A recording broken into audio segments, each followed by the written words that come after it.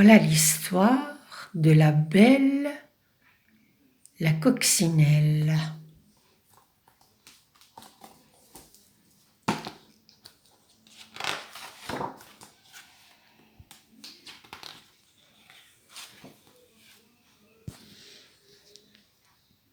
Il était une fois, dans un merveilleux jardin, un petit coccinelle qui s'appelait Belle, parce qu'elle était belle comme une fleur et plus sage qu'une image.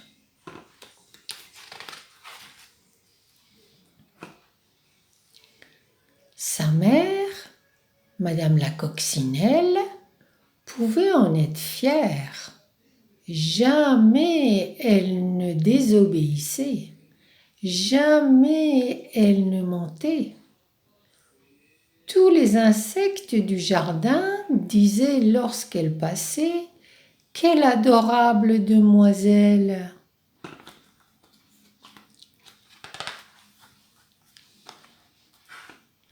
Un jour, Belle se posa par mégarde sur le nez crochu d'une vieille femme tombée du ciel. Ce nez, vous l'avez compris, c'était celui d'une sorcière qui n'aimait pas, mais alors pas du tout, qu'on vienne le lui chatouiller.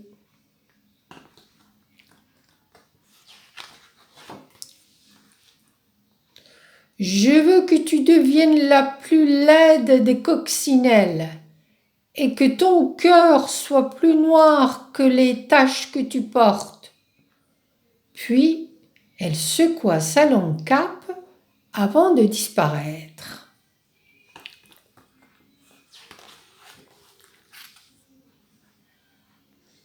Ainsi, le sort s'accomplit.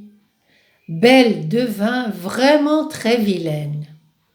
Son petit nez poussa de façon disgracieuse et ses cheveux étaient si raides qu'aucune peigne ne pouvait les coiffer.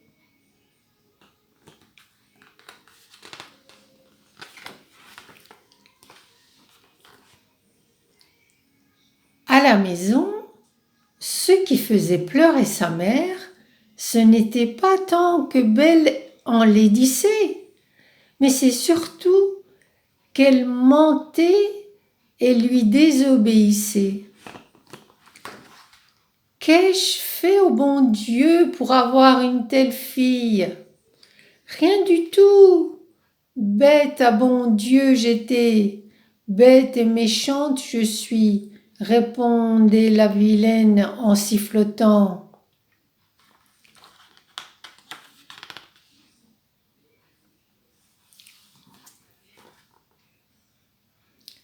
À tous ses amis les insectes du jardin, elle faisait des grimaces ou leur jouait des mauvais tours.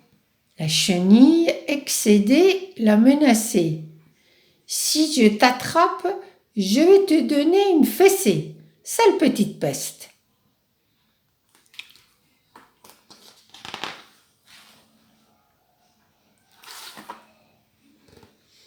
Ma belle, mes belles se moquaient bien des fessées et des menaces de ses vieux amis, car depuis, elle s'en était fait de nouveaux qu'elle adorait.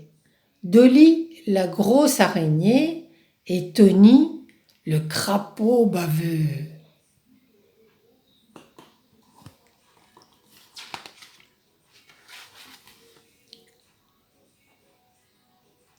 Or, une nuit, une fée apparut. Elle portait une robe brodée d'étoiles qui scintillaient à chacun de ses pas. Sur un tapis de fleurs, elle s'assoupit. « Regardez, une fée, volons-lui sa baguette magique, dit Tony. »« Oh oui, volons-lui, reprit Dolly. »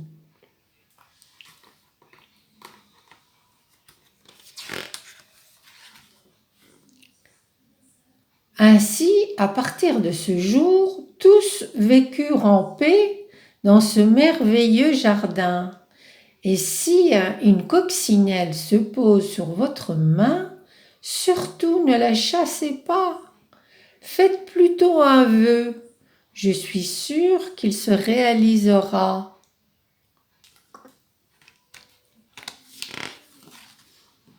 Et voilà, c'était donc la petite histoire de Belle la coccinelle. Et voilà. Au revoir les enfants.